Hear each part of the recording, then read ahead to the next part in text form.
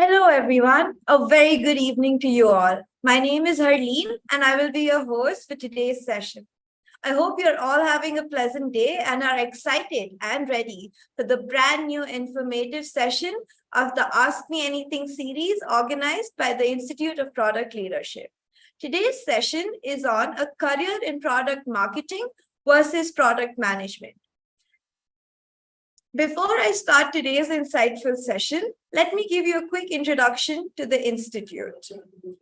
The Institute of Product Leadership is Asia's first business school providing accredited degree programs and certification courses in product management, product leadership, data science, design, strategy, and leadership. The Institute has partnered with 3 universities in India and the University of Houston in the United States. The university was founded in 2012 with the singular mission of creating 10,000 product leaders in the country. Ever since, the organization has designed and delivered programs in collaboration with various institutes, universities, and corporates to the senior working professionals to help them make career transitions into product leadership. The Institute has built and developed a community of over 3,700 plus successful alumni, leading the product, data, and design teams across the world. We are also knowledge partners for 250 plus organizations worldwide. You can find out more about the Institute and the programs offered on our website. Please check the chat window for the URL. And for those of you who have joined us via LinkedIn, please check the comment section for the URL. The International Certification of Product Management is created and curated by industry CXOs focused on learning and career outcomes for aspiring and current product managers with many case studies, simulations, real-life projects, and personalized coaching. So if you want to know more about the ICPM course, go ahead and scan the QR code on the screen. I'll take a moment here to let you all be able to scan it.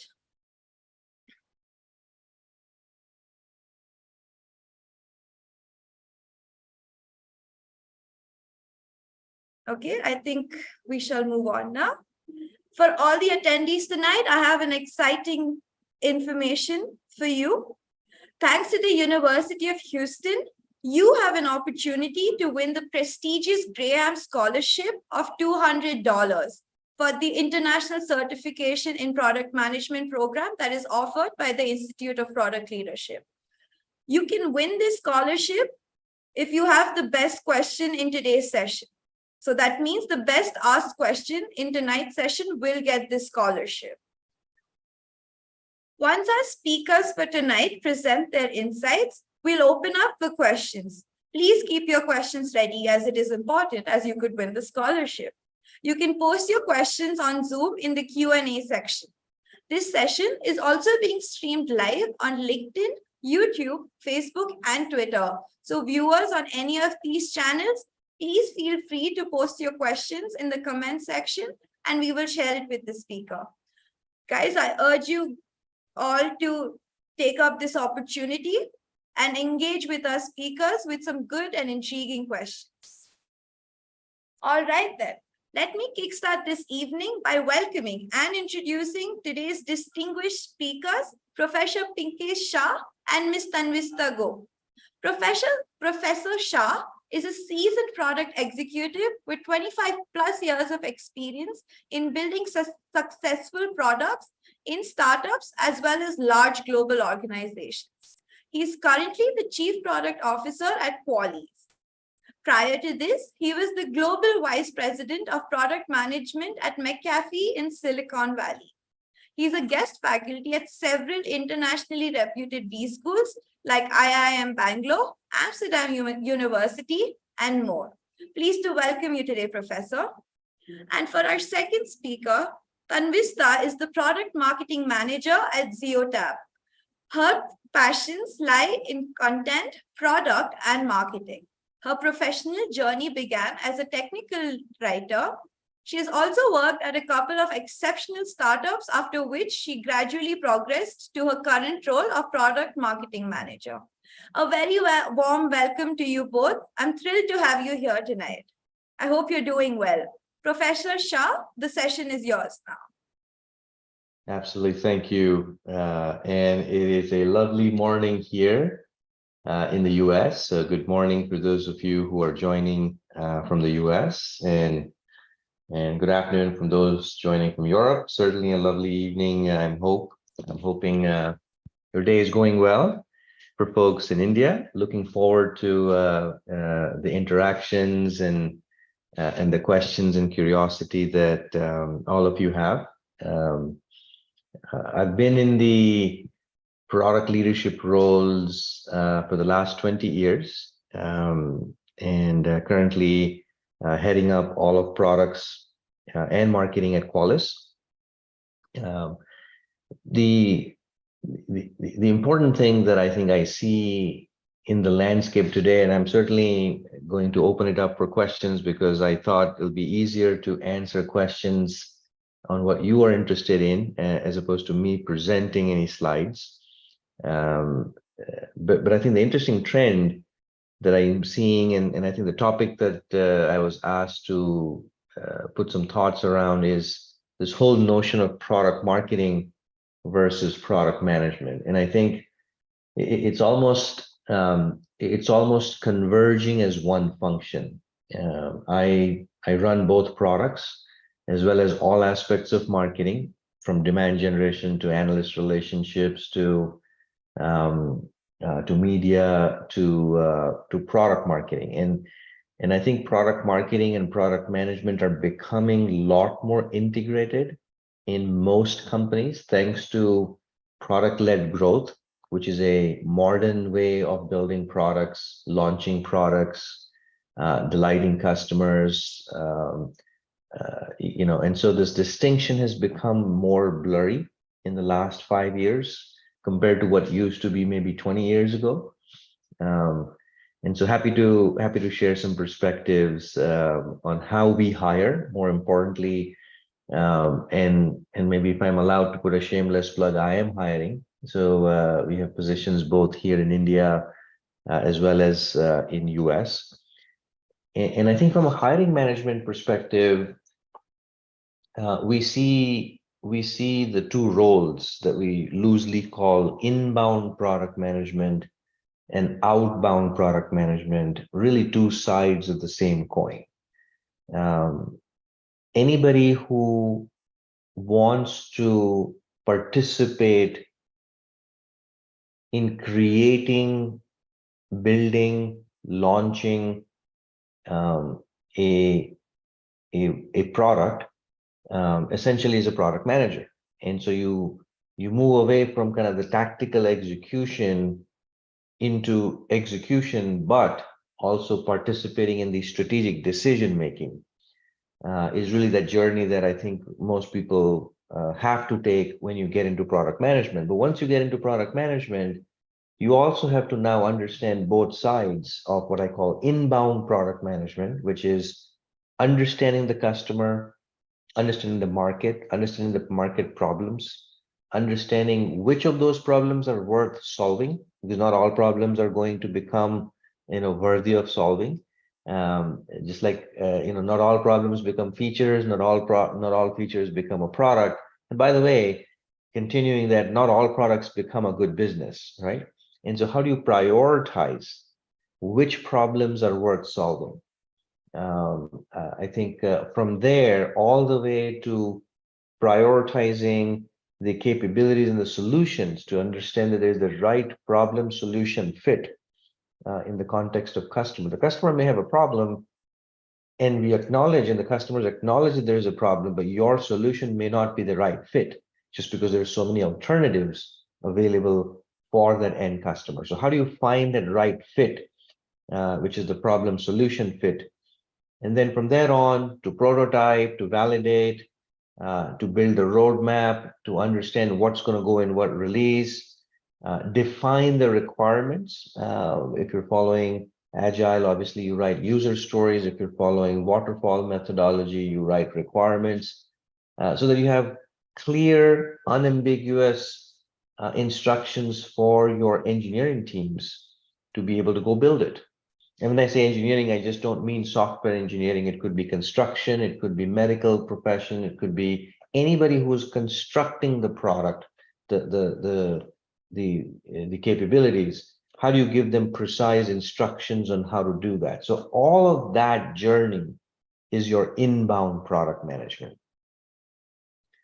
And then you have the product marketing, which is the title that we use in the industry, but really it's the outbound product management, right? If you call it kind of more notionally, is all about you've built the product. Now, how are we going to acquire customers at scale? How are we going to create a narrative, a product storytelling to be able to let the customers understand the value that you have created to now be able to distribute that? How are we going to figure out the right sales model in terms of channel, direct, indirect, partnerships, alliances? How are we going to figure out the pricing, packaging? How much should we charge and what should be the model? Do I give it away for now, charge later? Do I do it on a subscription, on a like a monthly model? Do I do upfront, sale with a 20% maintenance cost a renewal every year? These are a variety of different choices and decisions that one has to make. There are 14 different revenue models, from freemium to rental to subscription to perpetual to captive and so on and so forth. For each of those 14 revenue models, there are associated pricing models, which is the tactics of figuring out why is that Netflix subscription $9.99 per month. Somebody had to do the math. Somebody had to arrive. Why not $7? Why not $15? Right? Or why is that Cisco router sold at $10,000? Why is that GE, medical infusion pump sold at $4,000 versus 1,000 versus 10,000? And so there's a lot of revenue model and associated pricing models that one have to factor in, do the math, arrive at the business plan. And so a lot of that pricing, packaging, messaging, branding, positioning, all of those skills are expected from a product marketing professional, or otherwise called the outbound product manager. And so that's really the two big sides of the coin, which is the inbound product management. You are discovering the value and creating the value. And then you have the outbound product management, which is all about communicating the value and delivering that value to the marketplace, right? To the customer. And so those two together kind of makes you what I call a full stack product leader. It is very important that participants and learners and professionals make sure that you know both of them, because one alone will get you for a while in terms of your growth path, but at some point you need the other. Otherwise, you will not be able to get into kind of more senior leadership roles where you're expected to know both. You're expected to make better decisions. At the end of the day, that's what a product leader really gets paid so well, if you will, which is you develop the experience and the skills to be able to make good decisions. And so that's really the crux of the difference between the two. But happy to, like I said, I'll try to turn this into a no PowerPoint, no slides, and yet answer all the questions you have. So feel free to put your questions in or ask me now. Happy to go into more details. Hopefully that makes sense.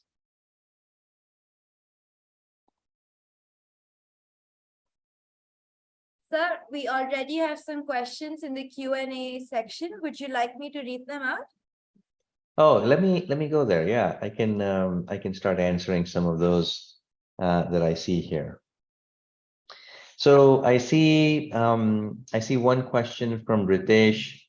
Why product management is the best option for research and consulting professionals, and how would it help a 15-year research and consulting professional given that he or she has never worked in product management? Great question, Ritesh.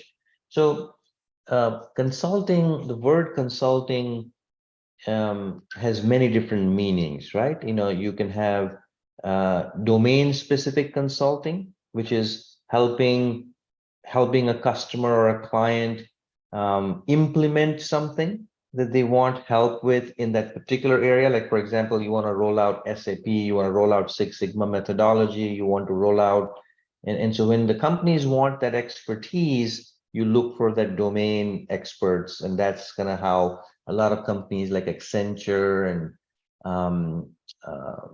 KPMG and Deloitte and many others, they have these consulting practices. The second kind of consulting practice, and I'm just broadly putting categories so that everybody can understand, is what I call management consulting, where you're not necessarily asking for an expert to come in and help implement something that you already know, but you're asking the management consultant, what do I not know? What area should I get into from a strategy perspective? What new products and services should I deliver as a company?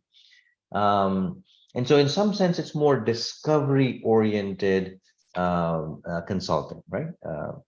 So short answer is, if you are a research and consulting professional, product management is the most natural and easy segue for you to get into, because a lot of what you do in product management, both inbound and outbound, is really to understand that unsolved problem that is not being solved by anybody, and how can you then figure that out from the customer's perspective and map it back to a solution that you can create. And it's the unsolved problem that usually has the highest chance of successful. Because if everybody is already solving it in a certain way, yes, you can also have the fifth, the fifth product in the market or the sixth product in the market. But unless you have a significant advantage on price or delivery style or customer experience, for example, you are not going to win because there are already crowded market with 5 other vendors doing the same thing. And so I think it's important to research, apply everything from design thinking principles, which many of you who are product managers in the call will know that's a very important methodology on how you systematically discover the unsolved problems that customers have in different segments, right? And so that research capability, the ability to do management consulting is a perfect segue for you to get into product management. Even though you've never worked in product management directly, Ritesh, that would be my recommendation. It's a very natural fit. I know hundreds of product managers personally who have gone from that Bain Consulting or BCG to, from Deloitte and Accenture into product management roles. You do have to go beyond your research capabilities, right? Like I said, ability for you to define the product, define the instructions and requirements in a certain way that engineering can then help monitor the roadmap, make prioritization decisions. And there's a lot of other skills that you need to develop, obviously, but it's a very easy transition to get into. Hopefully that answers your question, Ritesh.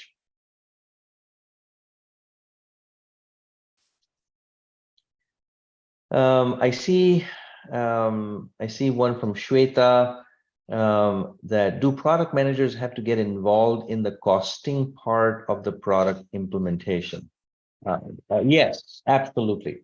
And the reason I say yes, absolutely, is because as a product manager, especially when you get from being a senior product manager to a director of product manager or a senior director, VP of product management, you're managing what we call P&L. For those of you who have not managed P&L or have not heard about this word, it's basically the profit and loss of your entire product. And so you need to know how much money you're going to generate from this product, or at least have a theory, have a educated business model that you're confident of, that you've tested with customers. But you also want to know how much will it cost to not only make this product, but also implement that product in the customer's environment. But at the end of the day, you need to be able to make money at some point. And I know there are a lot of companies who don't make any money and they're always negative, including many large companies in India. I realize that they're not profitable and they probably will never become profitable. Yes, that's another way of doing it. But even if you are not profitable, you need to have your eyes on when will you become profitable. Most other traditional businesses, you have to make money to survive, right? Because otherwise you're just borrowing money from venture capital and other banking loans and things like that. So as you manage the P&L, knowing the cost is not only important for you to make sure that your business is viable, is sustainable for the next several years, but also for the customer so that you can educate the customer on the total cost of ownership.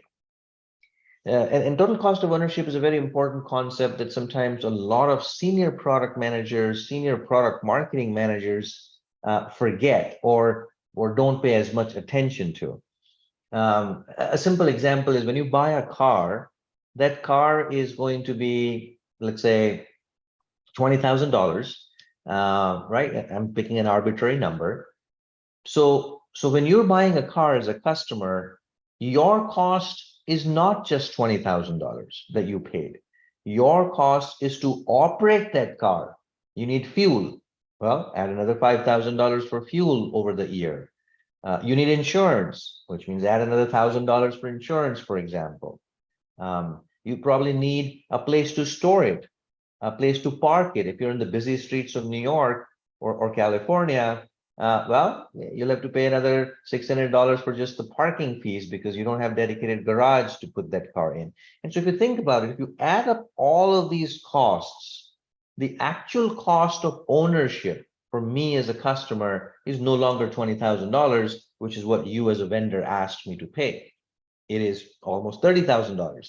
And so the cost of implementation, the cost of operating your product, you want to reduce it as much as you can, right? Because that way it's savings to your net savings to your customer. But certainly you need to be involved in defining that, in deciding that, so that the overall ROI for your end customer is fantastic, right? And ROI is very simple. If I'm paying $100 to acquire your product, I should get, I don't know, $500 of value, or $1,000 of value, 10x, 10 times more value.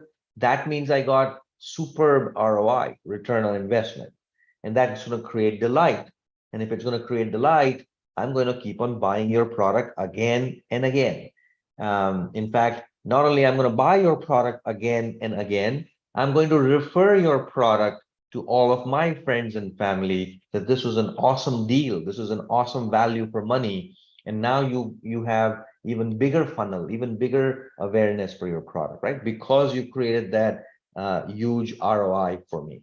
So short answer is yes, you not only have to get involved, you have to be super involved in making those decisions, and being part of that costing analysis, so that you can own profit and loss, and be ready for the director level role, because you will need that financial modeling skills for sure as you grow higher up in your career. So hopefully that makes sense, Shweta. I don't know if I can, if I get a yes or no to understand in this webinar format, but I hope Shweta is still there. Professor, sorry to Yeah. interrupt, but just wanted to let you know an alumna from Institute of Product Leadership is here with us. Miss Tanvista has joined. She's on call. She's career transitioned into product marketing. So Awesome. yeah, Miss Good Tanvista. to see you, Tanvista, again, and Yes. as always, excited to meet alumni who who really not only known how to upskill and reskill themselves in today's world where you really need to always stay ahead, but also take the necessary action towards that aspiration, right? We all have several aspirations in our life. I have one to stay fit and go to the gym every day. And quite frankly, I'm not doing that, right? Because it sounds great. When somebody asks me, do you want to be healthy? I said, of course. But when the time comes to put that action, that commitment, that investment, we all sometimes, lack off. I know I do in many cases. So I always, when I meet an alumni, I always applaud them that, look, not only did you have the removal of your blind spot of what you needed, but you actually went off and invested the time, energy, money to make that happen. So good to see you, Tanvishta. Yes. Thank you, Pinkesh. And it's always lovely talking to you. And as you just said, I not just had a plan to do, not just had a thought that I want to do it, but I actually made a plan. I paved the path ahead to achieve it. And thankfully, I'm like, IPL was there with me throughout the process, and I'm happy to share the entire journey. Awesome. Well, I know there's a lot of questions getting piled up, but I will answer some of those. Maybe Tanvishta can answer some of those after you go through your presentation, Tanvishta. Yeah, so what we have is, I really don't have the presentation with me. It would be more or less like an AMA session. Okay. Probably there are a few questions that a baseline, that probably I can answer, like how I started the role, what made me think of going for product management first, and then how did I actually move to product marketing, and that is how it is. So I'm not sure if you would be asking me the questions and I should go ahead, or how should we take it? Oh, I'd say it'll be easy for you to just kind of tell your narrative and Yes, inspire the rest of the crowd here, and then maybe take some of their questions. I think it's more important perfect. for both you and I to make sure that what little we know, how do we share that with others so that it helps them as well in that journey. And quite frankly, the questions that we're seeing here today might be representative of the questions you may have had before you started, right? So in some sense, it's actually more important for you to talk to them than me, because you're a lot more closer to, I guess, your, their state of where they are in their career paths. Yes, absolutely. So I just saw a few of the questions which are really interesting and a few of them that I can answer. But before that, I just wanted to probably let everyone know my previous career, what I was exactly doing in the role before, and why did I decide to move into this role of product marketing.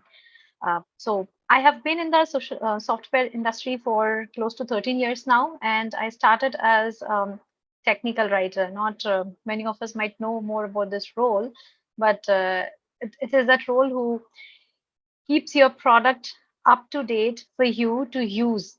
I mean, the manuals and the online help, the user manual text and things that you see are something that a technical writer prepares. And that is actually how my journey towards being associated with a product started, because I I was just doing I after those 10 years into the industry, I felt like I was more associated with an operational role, kind of executing day-to-day activities and trying to be at par with the product releases, with the engineering requests, the support tickets. I was doing it how things were coming to my way and trying to be aligned with the product roadmap and releases, but somehow deep inside it felt like I was not really contributing towards something more strategic um, in the organization, something that would help me build the organization better, product, maybe build the product better. And that is what got me thinking into the process that what is that role that would bring me more close to the product, more close to the customers. Uh, as I said, being a technical writer, I was already into the product process, and I was working closely with the product managers. Thankfully, because I've been working in a startup where it is a very small environment, and I already belonged to the product team, and I was close part of the family. I had the UX team and I had the product managers. So I was already interacting with them to understand how are we building this. I mean, why are we? I mean, not really why part. What are we building? I started with the what part because I had to really write the answers of how would the user use it. I really didn't know why we were building it because for me, understanding what the other customers were doing was just seeing their support portal, seeing their product manuals and things. But I really didn't know what each of the product was offering. What is it the solution that we're trying to offer extra, something that the competitors are not doing? And that is how I actually started researching about a role which would help me do it. And that's how I came into understanding that there's a role called product management, which is like really huge. And that's probably how my journey towards transitioning to the product manager started. Of course, it includes a lot of other things like choosing out a particular course, an institute, and a lot of things came forward to it.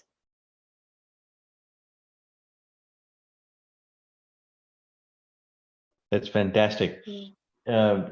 What would be useful as you narrate the journey of how you went from a technical writer to product management, learning, and now kind of getting into product marketing.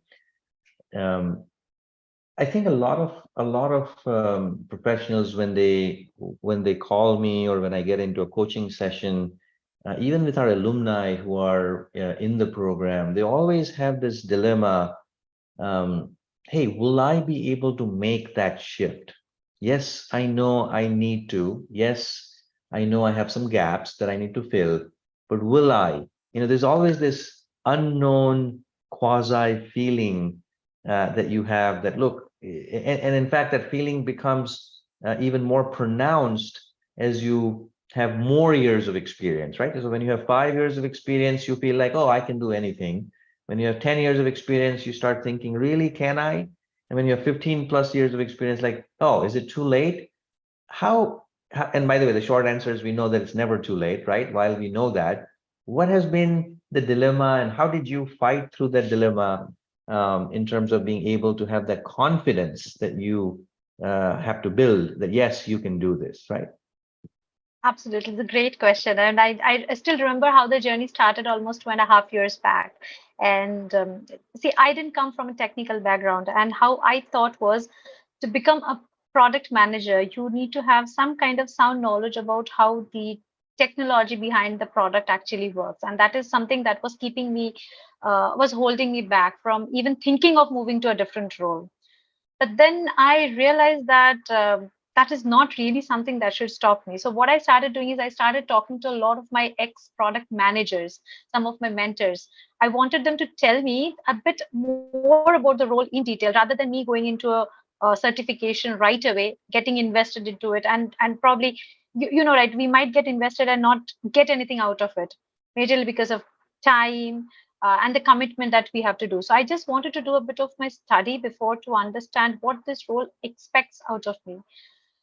And that is probably when I realized that having the technical knowledge is okay, but more important is you have to think from a customer's point of view. You have to be empathetic. You have to keep your customer in the center and try to build up and think everything around it. Will you be, I mean, I questioned myself that do I have that capability to do it? Because I was already into the product team, writing for the products, probably helping them make the product look better with better intuitive messages and screens, uh, probably a bit of the UX design. But I was not into it. So I realized that I understand the product, I have that empathy, I understand that there's something called creating value. So that is probably I took as my gut feeling and I went ahead that, okay, fine, I think I can do it. That's fantastic.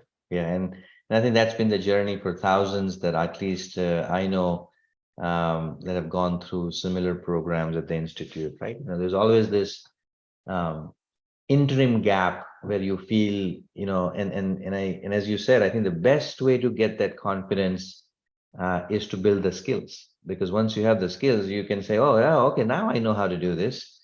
And once you have that confidence, it's very easy to make that shift and make that transition, because you can also not just have the confidence internally, you can showcase some of that work projects and that confidence in your interviews, in your conversations with that prospective hiring manager or internal management team, right? It kind of comes out very naturally. Awesome. Let's see. You want to pick some questions? Why I think there's some that Yeah, are, yeah. I see a few interesting questions there. So I'm going from the most recent one, probably the most latest one. I see something from Nilanjan. I can probably take that, and it says that a quick question for Tanvishta. So it's for me, I believe. I'll just take it then. So the first question there says, what motivated you to transition from previous role to product marketing? And I think I kind of have answered to that. Um, then comes the second one, most rewarding point. Okay, so this is something interesting. I'll tell you. This is something that's very personal. I remember I've been in this product team for more than into the product team for more than 4 years now. And one thing that I remember is we would be part of this product roadmap meetings. And while all the product managers would make in and contribute something important towards what to be picked up, what we are building, rest of the other members of the product team would sometimes be silent and just not be able to make any point. So that was one particular situation that I remember from some of my previous experiences, that I really wanted to contribute in these kind of strategic decisions, like what should be built, why are we building this, or probably have a debate of why are we prioritizing this feature and not the other one. So these kind of situations are. This is one of those situations where when I really wanted to make that move and thought that okay, this is why I think I should move from my current role to do something more functional, not really operational and executing things. The third one, key difference you've noticed. Okay, so if I ask about work environment, nothing. My company has been very supportive because it has been an internal transition. One thing that was there previous in my previous role, and is also there in the same role is stakeholder management, and being an influencer and collaborator between different roles. So earlier I was collaborating or influencing more between the product and the engineering team. Now it is not just the product and engineering team, it is the other team, the entire go-to-market team, right? So we have the marketing team, we have the customer success team, we have the solution engineers, the sales team. So it's more about interacting with them, being an influencer, collaborating with them. So that is one key differentiating factor in the working environment from the previous role to now. That's a fantastic difference. In fact, it's important to know that product managers, inbound product managers, since I've now used that vocabulary on this call, are a key link between customer and engineering. And so there's a lot of that interactions. Of course, you interact with everybody else as well, but I think that's your kind of key stakeholders. But as Tanvishta said, in product marketing management, you're actually now the key link between product manager and sales and demand generation side of marketing, right? Because customer success side of the company, because you're now taking what has been built and making sure that it is presented in a way that is understood by different stakeholders for them to be able to do a better job. So for sales to sell better, for customer success teams to answer the questions better, for sales engineers to be able to demo the product better, for demand generation to be able to write better ad copies for that LinkedIn ad or that Google ad that we're going to write, or that blog that we're going to put up there.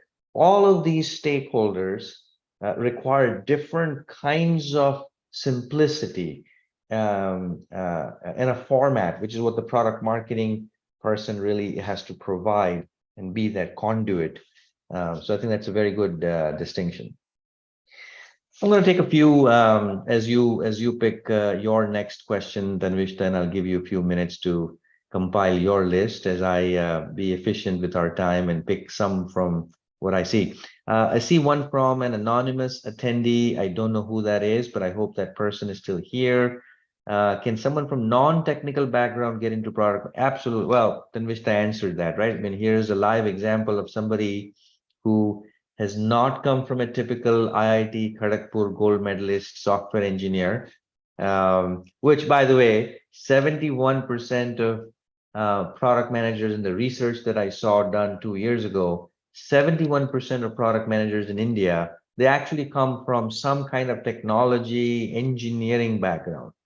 And so this question often gets asked, hey, but I don't have the technical background, so will I ever be able to make it? And the answer is absolutely yes.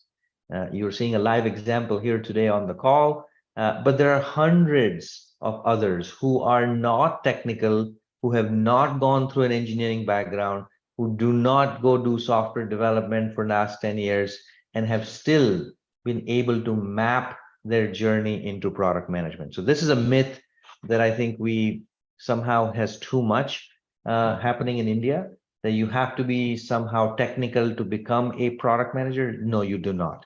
Now, I want to caveat that by saying, if your end product is built for developers, then, well, you better understand that market because you're marketing to an engineer. Like if you're in Amazon, your background as a technology engineer who becomes a product manager is more valuable to Amazon, not because of your background and what you studied in engineering, but because you're building products at that AWS service, the cloud service for another engineer. And so knowing your customer is always better because you'll make better decisions, right? So in some senses, that is important. And yes, you may get a preference, but in general, we've seen medical professionals become product manager. I'm one of my favorite alumni in Mumbai. She was a dietitian. She got into the program, has now become the product manager at a large hospital.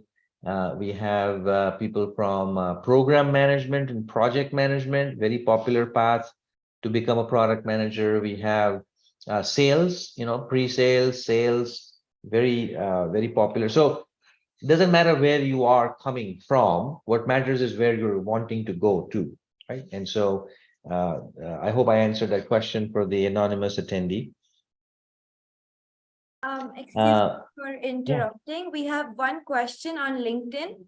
Mr. Uh-huh. Shiva Kumar asks, do we have a predefined or tested procedure to follow in developing a product? He follows it up with asking if there's any difference between user experience and customer experience. Yeah, two great questions. Is there a methodology of how you build products? Yes, but I'm using the word methodology, not a formula, because every product is different, and you will have to understand certain things about the market, the unsolved problems, the way you want to find the problem solution fit, how competitive landscape looks like, right? And there's a lot of those factors that go in. But yes, there's a methodology of how to do user research. There's a methodology of how to figure out unsolved problems using design thinking, for example. There's a methodology on and best practices on how to create what we call a user journey versus a user flow. And again, going back to the second question, what is the difference between user experience and customer experience? Was the question difference between user experience and customer experience, or what was the exact question? The second one. Yeah, it was, what is the difference between user experience and customer experience? Okay, perfect. Customer experience is end to end, right from the time, for example, you go to a bank, which I know most people don't go to a bank. So let me take a different example. Let's say you go to a theme park, whether it's a Disney theme park here in the US or pick your local theme park in India, or wherever you are. From the time you research, buy the tickets, show up at the park, get the entry, stand in the long line before you even get that ride. That whole experience end to end, and then you take the ride, you come back and you enjoy, right? Take a picture. That whole experience is what we call end-to-end CX, customer experience. A subset of that customer experience is the actual PX, the product experience. Because remember, so let me take a different example. Buying a Tesla, it is considered one of the most rich experiences when you buy Tesla in US, right? Because there is no dealership to go to, there is nobody haggling with you, it's very seamless. The product part, in this earlier example of a theme park, the ride, the 5-minute ride, the roller coaster ride that you took is the actual product, right?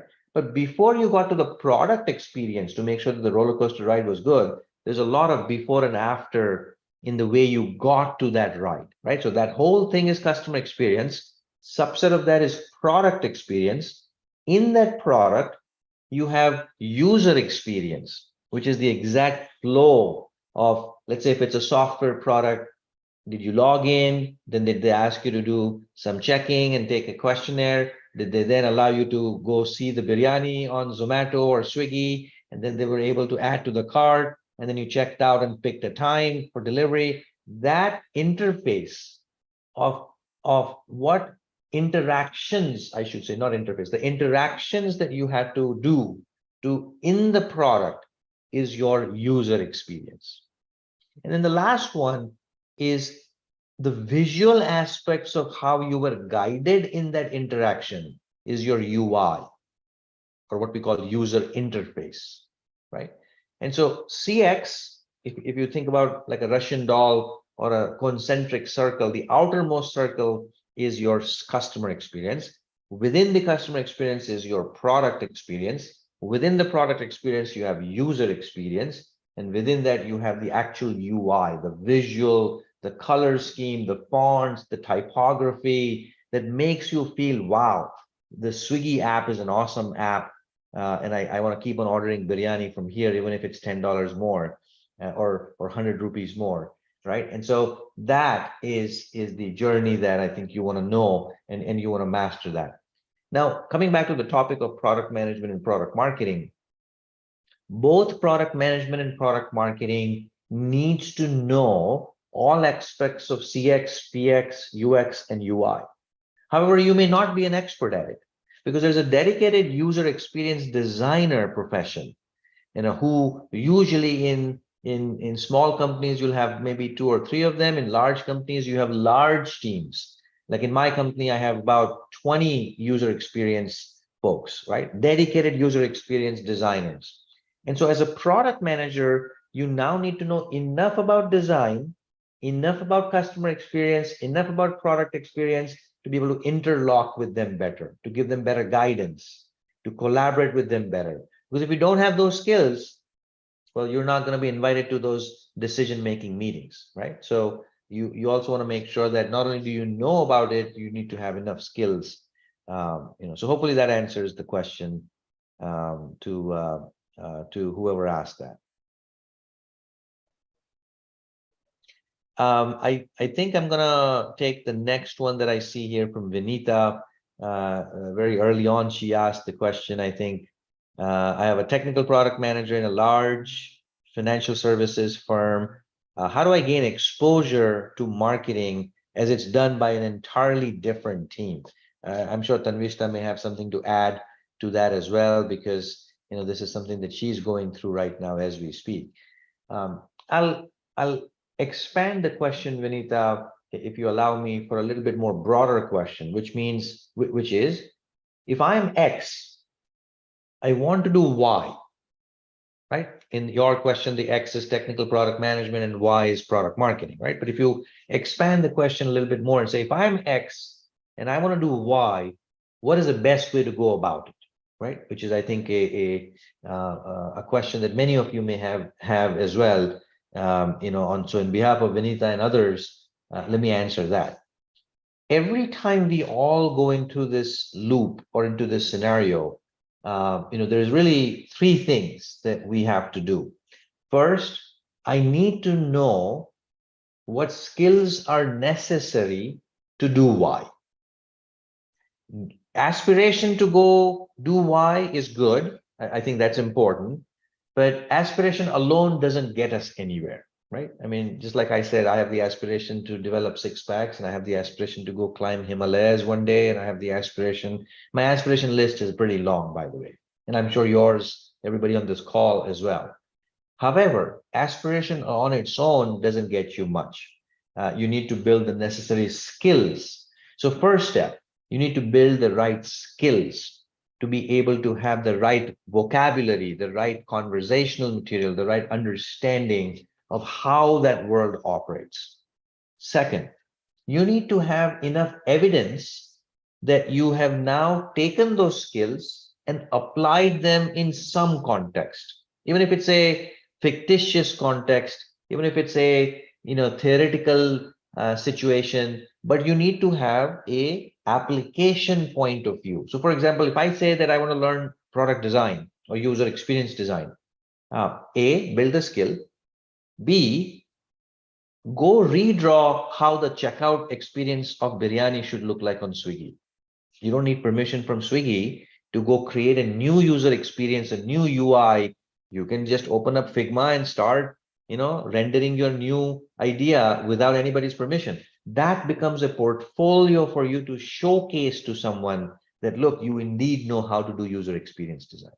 So that's the second important step. Build a portfolio, build a showcase that you can do. And third is networking, right? You need to hang out with those people in the why domain. You need to find them on LinkedIn. You need to find them through your colleagues at work. You need to find them through the community. Hey, you can find them through these gatherings like the ones that Institute of Product Leadership keeps on doing, these networking events, right? Find more people, find a coach, find somebody, hang out with Tanvishta. If your interest is to get into product marketing, you should be sending and flooding her inbox in LinkedIn right now with connection requests, right? If I were you, because you want to hang out with people who've done it before. You want to hang out with smart folks, and you want to hang out from people who you can learn from. And so network. You need to, super important. Gone are the days where things are, hey, if I do this degree, if I do that certificate, if I do this program, automatically I get Y. Don't count on it. And I know maybe the Institute of Product Leadership is going to get upset at me saying this so direct and blunt. And I'm not just saying this for this institute. I'm just saying this for everywhere. I mean, I teach at IIM, I teach at other places in India. And I say this blanketly for everyone. Just because you do X, automatically I get Y. Gone are those days, and those days are great for freshers, for 0 to 2 years of experience who are just starting in the early stage of their career. If all of you or most of you are 5+ years of experience or 3+ years of experience, that doesn't apply to you anymore. And so the 3 steps: build the skills, build the portfolio to showcase those skills, and network with the right set of people in that function. Right. So hopefully, Vinita, I answered your question and maybe some other questions that people may have had around how do you make that starting step of that journey, because otherwise it just remains aspiration. It remains those unfulfilled dreams that we all have sometimes. And so let that not happen to your professional career path. Even though you may be as lazy as me, not going to the gym, you do not want to do that to your professional career path for sure. Awesome. I see a lot of questions. Anything you want to pick up, Tanvishta? Yes, probably I can pick up the one that Tanmay has sent. He's saying that I have around 11 years of experience across product marketing and content. I'm trying to make a switch to PM, but what are some of the areas to prioritize? So one of the the challenges that my organization, before I moved into the product marketing role, saw was we kind of had someone doing the product marketing role, but that person was not close to the product.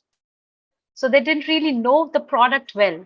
So the first starting ground around transitioning to from product marketing to the product side would be understand the product well, be hands-on, try to play around with it, understand it, what exactly is being done from screen one to screen zero, to screen Z, to help understand what is the customer's journey towards the entire flow. That is one first area. I mean, because second, when you have already been part of the product marketing and content building, so I assume you have been associated with teams like the sales or the CSMs or sometimes maybe the professional services. So you already know the kind of questions that they are being flooded. Probably if I start with the customer success team or the solution engineers team, you know the kind of problems that they're solving for their customers, right, for their clients. And if I mean, and you kind of you have to go back and ask them, if they're asking this question to the product managers, what is the solution that were provided to them? Probably they would sometimes it's seen that this customer success manager might know the product in a certain way, which is not exactly the way that the solution works. Uh, a new feature that is being released might have 2 or 3 different features, of which the benefits that each of these features are providing. Probably a product manager knows what is the exact benefit that the end user is going to get out of it.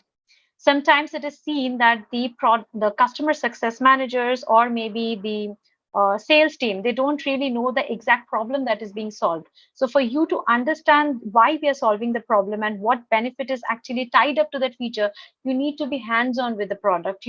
I mean, I'm not really sure how it would be easy for the other organizations, but at least because for me it was a internal transition, I knew the product well, and I have been using the product for almost 2 years. So I was more close to it. And I would say the first stepping stone towards moving close to the product team would be understanding the product better. Probably you could do it like if you have a demo environment, and if you already have a trainer who's giving the demo experiences, get in touch with them to understand the product better. Each touch point, right? What kind of questions are coming up? What kind of use cases they're explaining?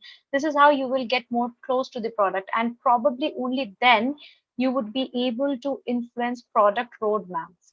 Probably understanding you are the product marketing team already, you are already interacting with the GTM team members. So you kind of know the questions that they are asking. But sometimes, like, it's more or less by the product team who builds up and decides the product roadmap, right? So probably you coming from that point of view can kind of influence the decisions to include something or probably exclude, or kind of influence their product roadmap decision. So first is understanding the product better, then um, coming to influencing the product roadmap. These two are my suggestions, probably. There's a lot of questions that I'm seeing on the about the course. What will happen to me once I do this course, or how did I decide? How can I decide? There's a question from Naga who's saying I'm kind of an AI ML person, and will MBA help? I think if I can maybe combine a lot of these questions and maybe ask you, Tanvishta, about your journey in terms of the actual decision. If you go and zero in, how did you decide? I'm sure these questions came to your mind like the way it's happening here with on the minds of a lot of people. What all did you evaluate? How did you make up your mind and decide?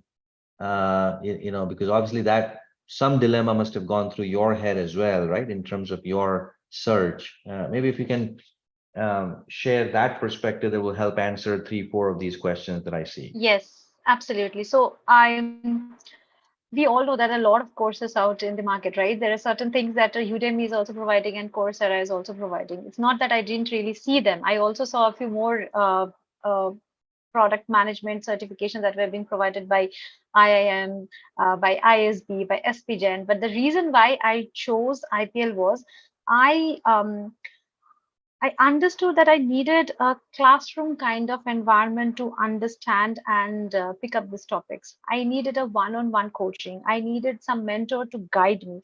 And that mentorship should not just be limited to the hours that are dedicated in a week in the number of classes and be limited to that only.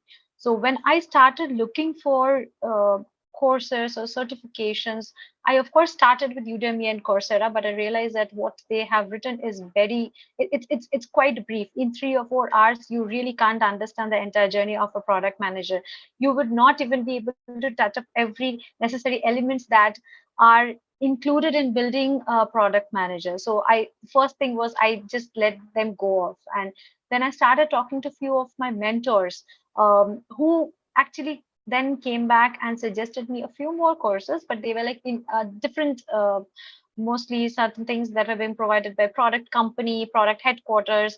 Those were very the budget was above mine. I mean, the kind of amount that I was interested in investing, these were going above my budget. That's when I came across the ones that were be provided by ISB, SPGen, and IIM Kozhikode, if I remember it well. But the one thing that I realized is the number of modules that they were covering and the number of months around which this course was broken down was not really something that I felt could be synchronized, because we are all working professionals and we kind of have 8 hours of working hours Monday to Friday, and we just have the weekend. So we would either be studying over the weekend, or if in case it is a weekday class, then we have to squeeze in some time after our working hours, right? So I was looking for some certification that would give me enough time to not just understand the fundamentals but also be able to practice it. One big point about IPL was I remember when the day I enrolled, I got a call from the account manager, and the person was very supportive enough to actually make me understand the entire course material, take me through the entire curriculum, and then also help me understand what goes out and beyond the curriculum. It is the one-on-one training sessions that I can schedule with all my mentors, and the amazing network of industry leaders and the alumni that IPL has is something that I was looking for. And to be honest, if you ask me, we had 5 modules, Pinkesh, and of which each of them we had submissions, right? It was capstone and they were assignments, but the biggest part was each of these modules at the end had a skeleton. So you just don't learn, I mean, just read and study and keep it with you. You actually learn by doing. You get to participate in this and then exchange your ideas. Doesn't matter if you win or lose, but you actually get evaluated against few of your other I mean aspiring product managers, right? So these everything, like I knew I have someone to teach me, and I had an environment where I can probably bring it to practice and learn better. Makes sense. Yeah, no, I think what you said is powerful. And most important thing to me is this whole concept of learning by doing. I think gone are the days where psychologically we are all accustomed to what we call learning by listening, right? So, back in the early days, and some of you are young, but oldies like me, you had to sit in a class, listen to a lecture. That's kind of how you grew up. That's how you, did your undergrad, and that's how you did your graduate studies. And I think in executive education, in adult education, experiential learning is the right way, the new way of doing, which is learning by doing things, as opposed to just learning by listening, right? And so that's a very important point for sure. And like you said, the analogy that I always give, in fact, somebody gave me, so I'm borrowing that analogy from that person who coached me many years ago. He said, look, Pinkesh, it's like learning swimming. Um, you know, just instructions on how to swim and learning the theory and the framework and the best practices is not enough. You need a swimming pool to practice that swimming, right? Otherwise, it's just good entertainment. Yes, you got a degree. Yes, you answered a bunch of quiz questions at the end of the program, and you feel like you are a swimmer, but you're not, because you've not really done enough swimming. And so you need a sandbox environment to play. In this case of example of swimming, you need a swimming pool. But the third part, and I think what you just said relates back to that analogy that he gave me. He says the third part that's the most important part in the learning exercise of swimming. And it was eye-opening for me. He said, the coach who's watching you swim in that swimming pool is actually the most important part, because you don't know whether you're making the mistakes of flapping your legs too much, or creating too much splash of water and wasting your energy as you're swimming. Your posture may not be right. Only a third party coach who's dedicatedly watching you and assigned to you to ensure that you're swimming right, that feedback, that coaching is invaluable, right? And so knowing how to swim, then having a swimming pool to practice the swimming, but then having a coach watching you one-on-one, I think that to me is more complete learning, right? And I think in some sense that's learning by doing as well. So yeah, I absolutely makes sense. Okay, there's a lot of questions on AI, ML. I see some of those from Naveen on UX design. I see some of those from I think Anupam, and I see. So let me and Naga, I think, who had a question as well. Let me paraphrase this in interest of time and combine these questions. Is AI ML important? Absolutely. In today's world, I think it's almost impossible for you to not encounter AI ML, whether you're a product marketing person and talking about generative AI, whether you're a product management person trying to monetize that AI feature, whether you're a data scientist in the team trying to create the new algorithm, and the new kind of predictive modeling. AI ML is important from an understanding perspective. Now, the question is, what does that mean from a career perspective?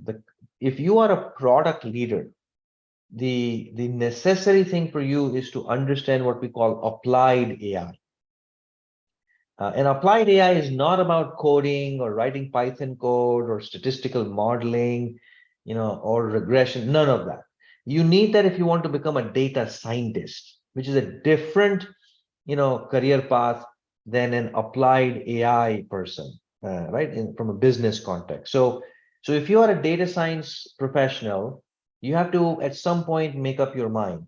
Do you want to become a pure research scientist, a data scientist who will continuously tweak the models, look at large pieces of data, understand the mathematical modeling, and arrive at a better prediction modeling and improve from 97% to 97.2%, right? That takes a lot of time.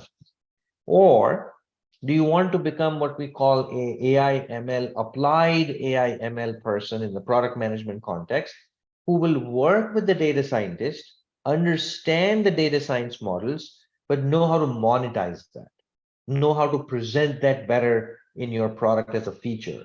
A good example of this, which will make it easy for you to all to understand, is kind of the Uber app that had a surge pricing feature. I don't know if they still have that in India or not. Do they have that in India, Tanvishta? Do you know the surge pricing, where they charge you 1.6x of the fare because there's no, they're not. Okay, so some of you may recall it was available in India as well, but in the US this still is around, right?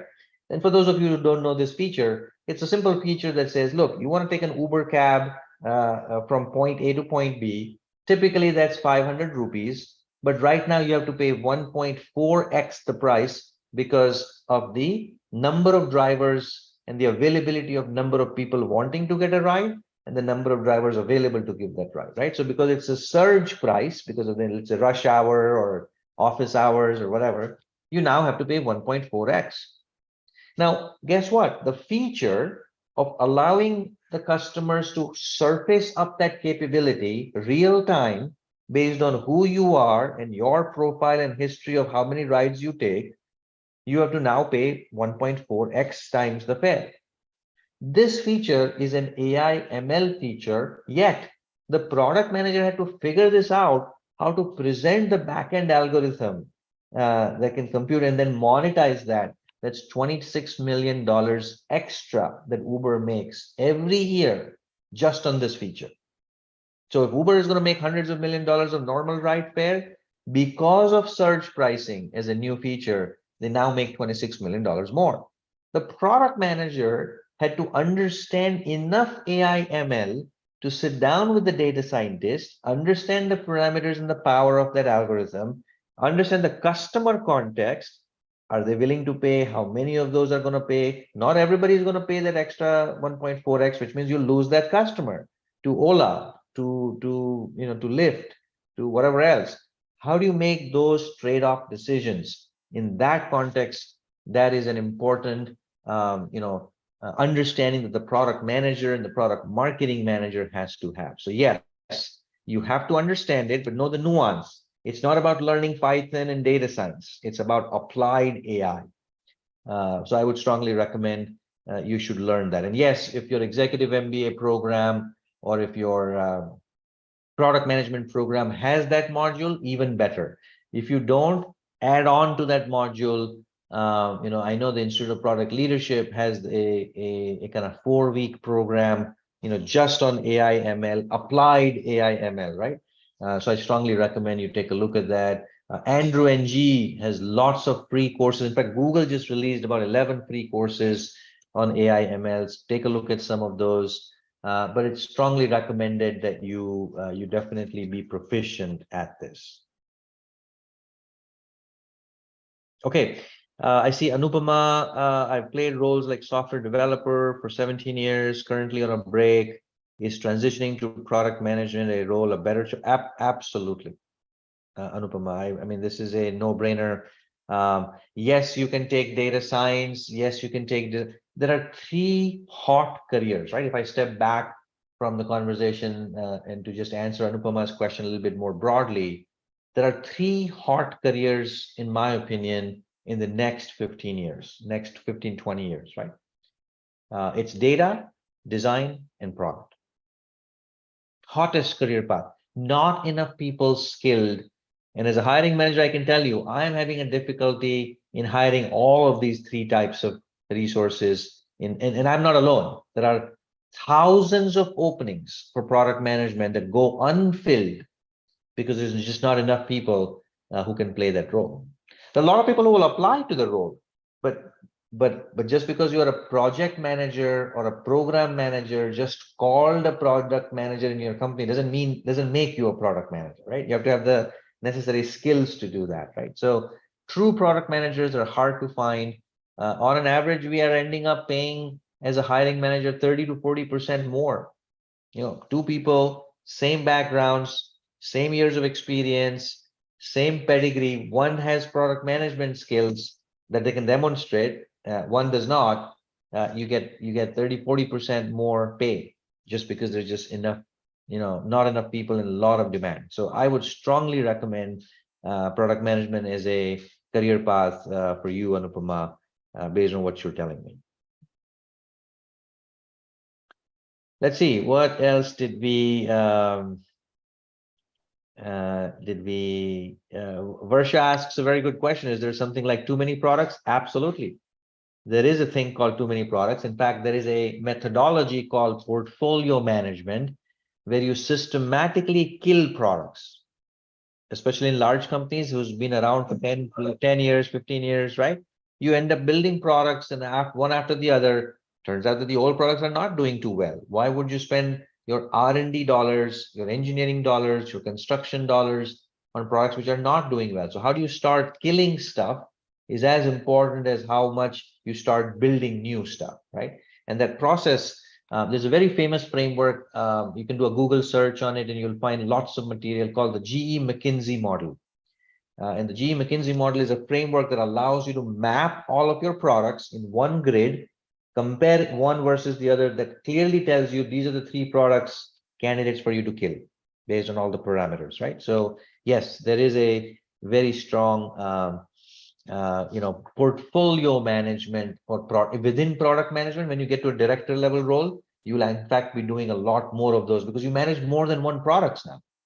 And when you get to senior director, VP, you manage, a whole, like at my level, I manage multiple business units now. So I can't have unlimited amount of engineers keep on hiring for every person who wants more bandwidth, who wants more work. So I have to kind of rationalize. How do I do that? I go back to GE McKinsey model. Let's see, Deepak has a question that being a program manager or a project manager does not make you a product manager. That is correct. So how can it be easy for an individual contributor as a web designer, for example? Yeah, look, so Deepak, the answer to that question is what I said earlier. If you're a web designer, if you're a UI designer, if you're a project manager, if you're a salesperson, it really doesn't matter who you are. What matters is where you want to be. And if the goal is to get into product management, it's very, very doable. Same 3 steps that Tanvishta talked about that I think I mentioned earlier. Build the skills, demonstrate those skills, network, right? That's your predictable way to get into product management, independent of where you are and who you are today. So I would say, sure, the answer is yes, you can do this. Archie Patel says, what degrees are needed to be in product management or product marketing? Well, I can give you a controversial answer perhaps, but in my opinion, a more direct and blunt answer, none.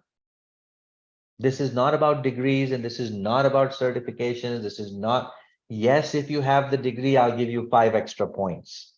Yes, if you have a recognized certification in the industry, I'll give you 5 extra points. Why? Because you put the effort. You took the time away on a weekend. To Tanvish's point, she had enough Netflix to do every weekend. She had enough mall hopping that she was probably going to do every weekend. And yet she invested her time and energy to devote to learning. You get 5 points automatically, right? Doesn't matter what you learned or didn't learn. So the question is not about the degree or the certificate. The question is that degree or certificate process going back to learning by doing? Is it allowing you to create skills, not just theory, not just knowledge, not just vocabulary, but is it really helping you build skills?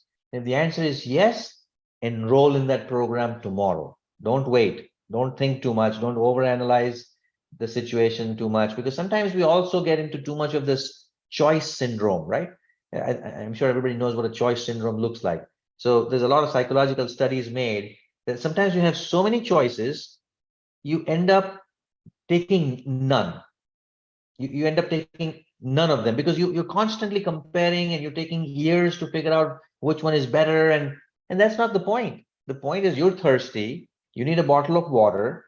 Take the next best bottle of water that you see on that Walmart or Big Bazaar shelf. But what if that Big Bazaar shelf had 16 types of water? You're not going to spend time analyzing every single water bottle because you're thirsty right now. You're wasting time too much. And so don't overanalyze this too much as well. It's very simple. Pick one that you're comfortable with, but make sure that the outcome cannot be a degree alone. The outcome cannot be just because I did this certification, glow is going to come at the back of my head all of a sudden. No, that's not going to happen, no matter where you do it from. So the process of learning, the methodology of learning is more important than, yes, it certainly helps to have Institute of Product Leadership as a brand. It certainly helps to hang out with smart people and network. It certainly helps with ISB as a brand, for example, is a very good school in India. UC Berkeley is a very good brand. Brands are helping you 5 points extra, right? But the remaining 90 points is really what you did in that program. And how did you demonstrate? Can you demonstrate the skills that you build through that program, right? So it's kind of a more direct answer, if you will, Archie. I don't know if that makes sense.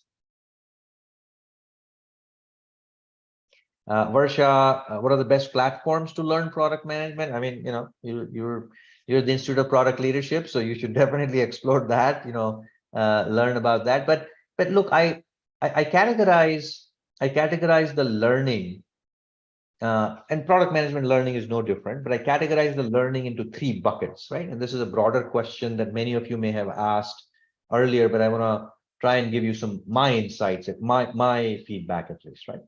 The first one is what I call the online, online type of learning. And that learning produces awareness. And I'm making the key distinction between awareness, literacy, skill, and expertise. There's actually 4 types of outcomes that happen when you say, I want to learn something. The other day, I told my wife, I want to learn Italian cooking because I want to impress her with my new skills. And she very nicely smiled, knowing that I'm not going to follow up on my aspiration. And so now I'm reading up on Italian cooking. I'm looking at YouTube videos. I have some online courses on Coursera and Udemy and Upgrad and wherever else, right? That is your first bucket of learning, which is helping you build awareness. Second type of learning, second type of stage is getting literacy. So instead of just doing the YouTube video, I sign up for a 5 online sessions or a 2 days of workshop on a weekend, or a couple different 2-minute videos as a series. Now I build literacy instead of awareness, which is the first level, the low level. Now the next best level is literacy. I can speak about it, I can talk about it, I can frame sentences around it, I can sound intelligent around it, right? So when somebody goes to a party and asks me about my Italian cooking, I can say, oh, spaghetti pasta is different than linguine pasta, is different than bow tie pasta, is different than whatever else pasta, because pasta is not just pasta, there is a variety of that. So I can speak that language. And most people did not know that there's a difference between linguine and spaghetti, even though they both look exactly the same.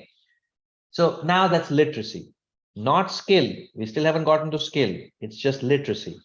The second bucket of learning, so that's all your online learning.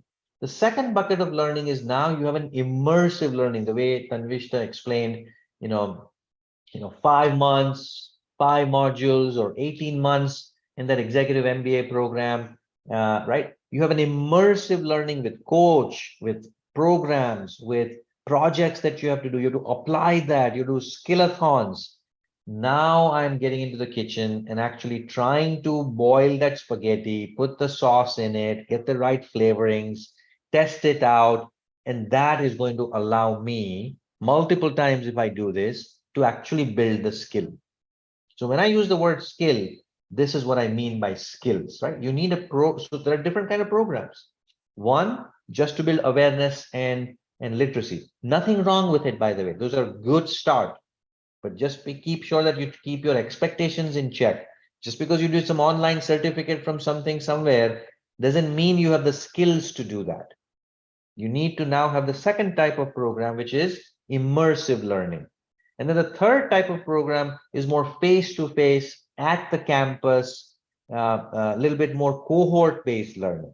And this is where a lot of the executive MBA programs that you see, the weekend programs that you see, UC Berkeley has a very good program. Harvard has a very good program that a lot of people from India fly into Boston, spend 2 weeks or 4 weeks with the cohort, right? And so that is a whole new level of now learning where you're not only doing the skills, but you're now trying to become an expert at it. So awareness and literacy, skills and expertise. These are 3 maturity models, maturity levels of learning. So going back to your question, what are the best platforms to learn product management? My simple answer now, Varsha, is, well, what is the outcome that you're seeking? If it's awareness and literacy, don't even spend money. Go to YouTube, and start picking up a channel, start reading videos. If your outcome is skill, well, you need something that's a little bit more thorough, beyond just a weekend thing, beyond just a 5 videos thing. And if you want to become an expert, well, you certainly need to start thinking a little bit more comprehensive, more campus driven, more face-to-face driven, right? And so depends on what your outcome is. Those are the 3 categories of platforms, Varsha. I hope I was able to answer your question in depth. I can take one probably. I don't know who asked it, but I just saw there was one around the difference between marketing and product marketing. So this is one of the most common one that I'm mostly asked by my fellow technical writer friends as well. That we could have chosen to go into the marketing team. Why did you choose to go into the product marketing team, right? Um, First, the one common link between both is passion towards content is what I personally would say, because I am more passionate towards content. And the other thing is marketing talks more about your brand, right? It's brand's entity, its presence in the market, its vision, how the competitors in the market, how the market is actually envisioning it, how they're seeing it. Whereas product marketing is about the capabilities, the offerings that your product provides you, right? Take it to the right market and position it better, and make the right kind of noise in the market. You're kind of using the same channels, the methods the same, but the way you're communicating, the messaging, the positioning, the personas that you're targeting, right? That is what kind of makes both different. The funnel is pretty much same, but then the kind of content that you're talking about. So there's something that we as product marketeers prepare is something called a thought leadership topic. This is a perfect blend between a brand marketing and product marketing initiative, I would say personally, because these kind of articles, or I'm just taking one of the examples, which it talks about what your brand does. I mean, your brand's value in the market, and then you tie it up into something that the other competitors are talking, and how you're positioning your product into it. So it is a blend between uh, what company, I mean, the voice of the company is in the market, how the entire market is envisioning it, how is it taken, perceived, and then you're adding on to it in terms of the product capabilities and offerings that you're providing. So one is both kind of has the same funnel, same structure, but the way you communicate and you put out the right message is what makes it different. One, you talk about the brand overall and its vision, its motto, its strength, and its building its value, and the other one is more about the product, the offerings. What is the customer going to get by using it? What benefits, what pain points are you solving for them? What challenges are you solving? That is how it is. There's a lot of questions. I'll take this one. And I'll give you some industry understanding. The salary is always an important question that a lot of people ask in India, as well as in the US, right? But it's important at the end. I tell you, my ranges are anywhere from 40 lakhs to 1 crore, right? Or 1.2 crore. So that's typically what we see as a product manager. And the range is pretty wide. Depends on what you can demonstrate in terms of your ability for inbound product management, plus outbound product management, plus data product management. Like I mentioned, the applied AI ML. If you have that skill, certainly you have a premium. Do you understand user experience design? Can you create a journey flow? Can you map out the vision of how the product is going to look like? If you have that skill, you add another premium to that. And so it really depends on how well you present yourself and how much evidence can you show us as a hiring manager. But look, here's the sample work that I've done. But I think the range is pretty high, and like I said, the numbers just keeps on growing for product management salaries in India, and people are willing to pay because there's just not enough for product marketing, product managers in the system. Professor, Looks sorry, please no, no, go. no, go ahead. Looks like you're coming online to probably tell us that we're on time now, and In view of the time constraints, we will have to end the question answer session here, unfortunately.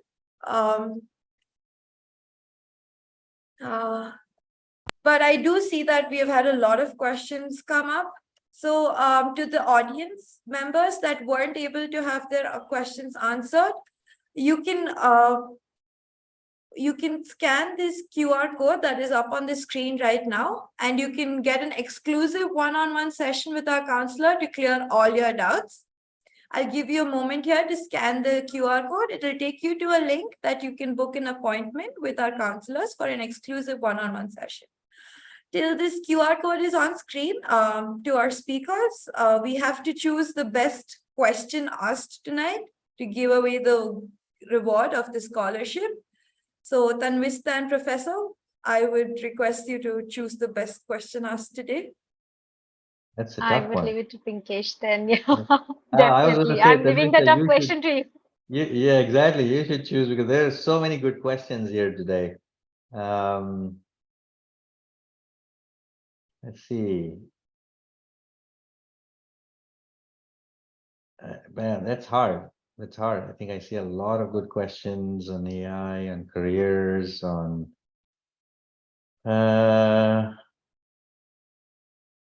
I am going to just pick one, not necessarily the only good one. I think I see a lot of good ones.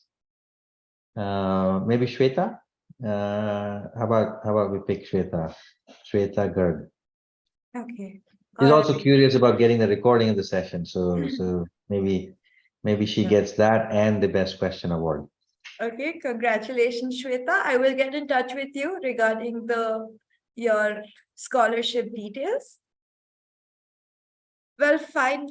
Speakers, our experts, thank you so much for delivering such a brilliant session and an engaging one. It was really great. I appreciate you taking out your time. Thank you so much.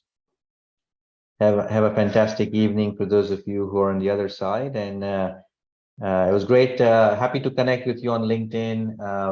Happy to answer any questions that the team will forward to us. Look, this is an important juncture of life where everybody's asking, what should I do next? And I'm so glad that at least some of you, while for every one of you that's here asking this question, there's at least 1,000 others who are not even asking this question.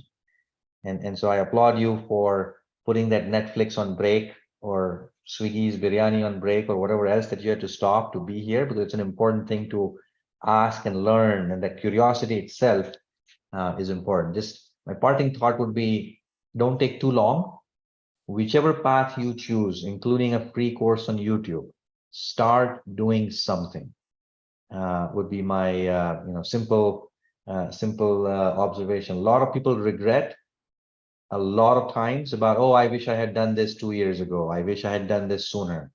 And so don't fall in that regret button. Whatever makes sense to you, pick the direction and start upskilling, start reskilling, because that's the only way you're going to grow and do well. So with that, wish you all very best, and good connecting with you, Tanvishta. Look forward to meeting you next time I'm in India.